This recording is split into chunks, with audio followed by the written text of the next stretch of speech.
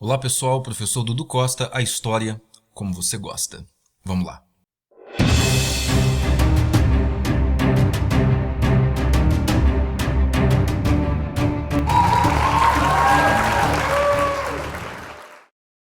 Pessoal, eu estou aqui para dar início a uma sequência de vídeos que a gente vai começar a produzir, cujo tema é Liberalismo Político e Direitos do Homem. Mas qual homem? Começamos hoje então com o nosso primeiro vídeo. Vamos lá.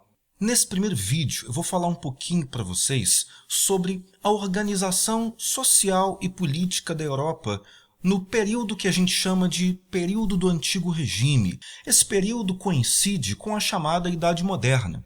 Ele se estende de aproximadamente ali meados do século XVI até o final do século XVIII. Quando nós falamos em Antigo Regime, sob o ponto de vista político, a gente fala em absolutismo monárquico, ou seja, os principais estados europeus possuíam reis, eram regimes monárquicos, e esses reis governavam com amplos poderes, com um amplo controle sobre a estrutura do Estado. Isso significa que não havia limites institucionais para a atuação desse rei. É como se ele monopolizasse, centralizasse na sua pessoa as decisões sobre todo e qualquer assunto que dissesse respeito ao exercício do poder estatal. Seja esse assunto um assunto de natureza legislativa, seja esse assunto uma questão de justiça, enfim, o rei basicamente era a palavra final sobre todas as questões no que diz respeito ao exercício do poder nos estados europeus. É importante a gente lembrar também que esse poder absoluto dos reis, ele se baseava num discurso político de natureza religiosa. É o que nós chamamos de teoria do direito divino dos reis, que vai ter aí em diversos pensadores europeus desse período os seus defensores. No que diz respeito ao aspecto social, o Antigo Regime era caracterizado como uma sociedade baseada numa rígida hierarquia social. Isso nos leva a um outro ponto muito importante. Essa sociedade de Antigo Regime era baseada também no chamado privilégio de nascimento, ou seja, se você nascesse dentro de determinados grupos sociais, estamentos ou ordens sociais, como os chamados primeiro e segundo estados, você teria um conjunto de vantagens dentro dessa sociedade que os outros grupos não poderiam usufruir.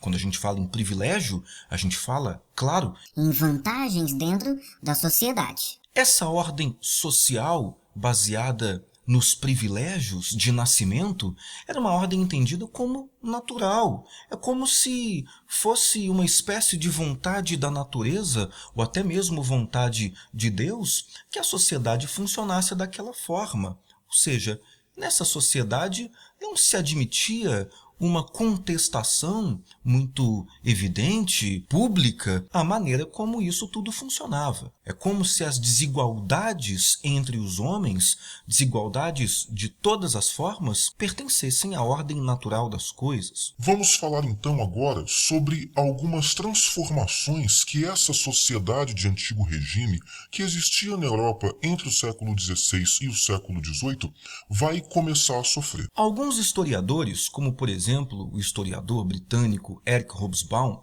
vão chamar a atenção para o fato desse período ser um período de transição entre duas estruturas econômicas e sociais. As características do feudalismo estão desaparecendo e novas relações econômicas e sociais, novas estruturas estão se desenvolvendo.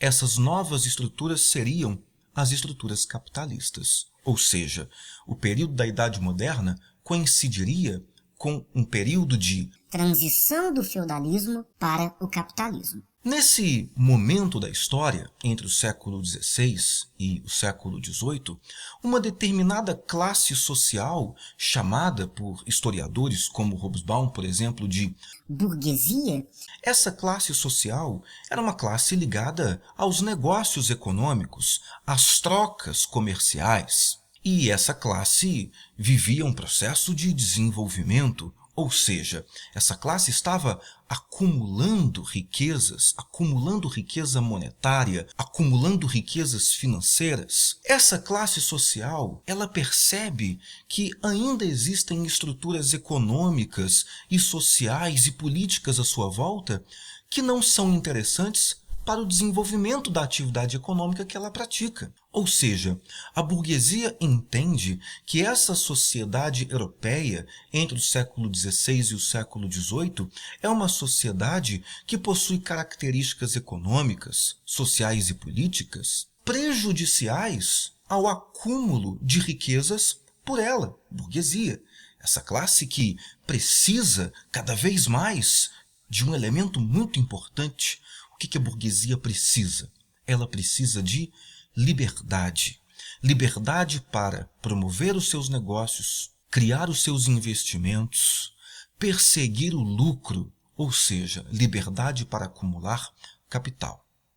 É claro que a burguesia passa a entender no decorrer dos séculos aí, durante a Idade Moderna, que para conquistar essa liberdade econômica é necessário também conquistar voz dentro dessa sociedade, conquistar participação política dentro dessa sociedade.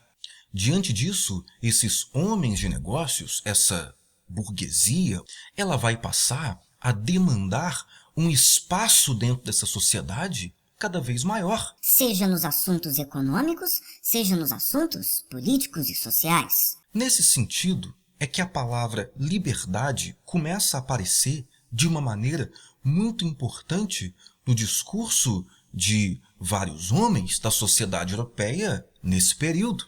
Essa palavra liberdade, inclusive, vai ser a mola propulsora, o elemento fundamental de um conjunto de manifestações intelectuais que vão começar a se desenvolver na Europa no século XVII e XVIII, que nós chamamos de iluminismo. A gente não pode se esquecer que o iluminismo se baseia num conjunto de ideias que partem de dois pressupostos muito importantes: a defesa da razão e, claro, a defesa da liberdade. Com a divulgação dessas ideias iluministas, que vão ter aí, claro, um conjunto de intelectuais, um conjunto de pensadores no seu bojo, como John Locke, Montesquieu, Voltaire, Rousseau e o Adam Smith, nós teremos um crescimento dessa ideia de liberdade no seio da sociedade europeia. No próximo vídeo, a gente vai falar um pouquinho mais sobre as ideias do pensador John Locke, considerado um dos precursores dentro do iluminismo das ideias de liberdade pensadas para a vida política. Nos vemos no próximo vídeo. Até!